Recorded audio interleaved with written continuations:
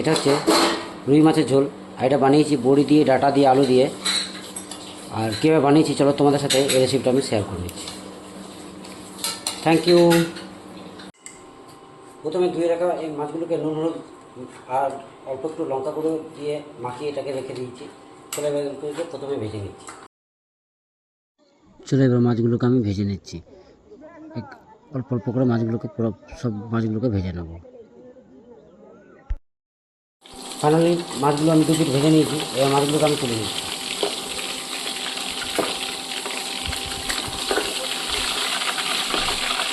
এবার বাকি মাছগুলোকে আমি ভেজে নেব।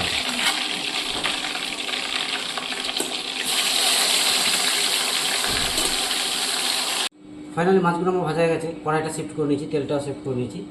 এরপর আমি ভেজে নিচ্ছি, অল্প কিছুটা বড়ির মতো ভেজে নিচ্ছি। মাছ দিয়ে বানাবো তো আমি আগে ভাজলাম না, আগে মাছটাকে ভেজে নিলাম। যেহেতু মাছের ঝোল বানাবো বড়ি দিয়ে, তো তার জন্য আমি আগে মাছগুলোকে ভেজে নিই। এবার এটাকে ভেজে নিচ্ছি। ফাইনালি মাছগুলো আমার ভাজা হয়ে গেছে। এই বড়িগুলো তুলে নিচ্ছি।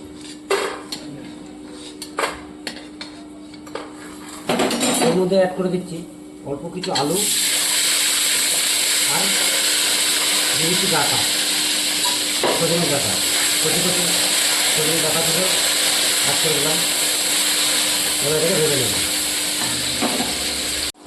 ফাইনালি ডাঁটা আলু আমার প্রায় 75% সেদ্ধ করে নিচ্ছি। এবার বেগুনগুলো তুলে নিচ্ছি।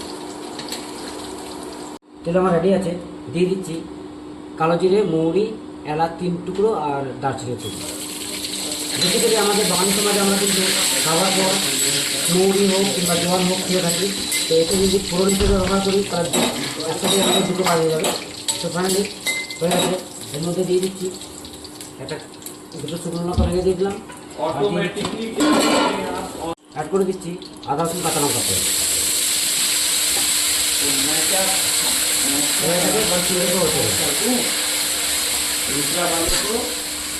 অ্যাড করে দিচ্ছি টমেটো কুচি।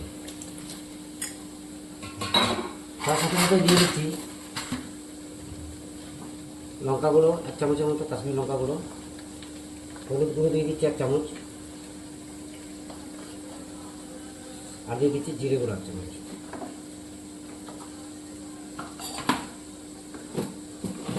আর দিয়ে দিচ্ছি 2 দানা চিনি। এবার এটাকে কষিয়ে নেব খুব সুন্দর করে। ফাইনালি মশলাটা আমার কোপা রেডি হয়ে গেছে। এরপরে আমি অ্যাড করে দিচ্ছি গরম জল। ঝোলের জন্য আমি গরম জল দিয়ে দিচ্ছি। আমার কাছে অপশান আছে, তোমাদের কাছে না থাকলে দেবে না, কোনো ক্ষতি নেই, কিন্তু আমার কাছে আছে বলে আমি দিয়ে দিচ্ছি গরম জল। সো ফাইনালি গরম জল অ্যাড করে দিলাম। সাথে সাথেই অ্যাড করে দিচ্ছি ভেজে রাখা বড়ি, দিয়ে দিচ্ছি মাছ এবং আলু, ডাঁটা সব একটা অ্যাড করে দিলাম। এবার এটাকে ঢুকে নেব।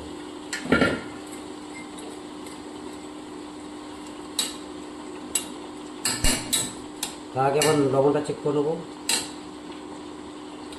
না, লবণটা দিয়ে দিচ্ছি। এবার স্বাদ অনুসারে লবণটা অ্যাড করে দিচ্ছি।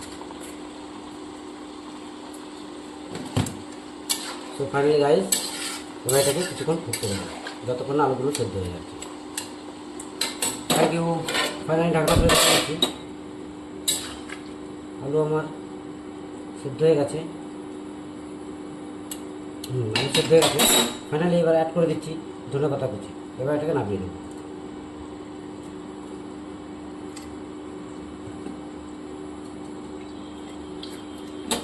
এবার এটাকে ডুবিয়ে দেবো খুন্তির সাহায্যে।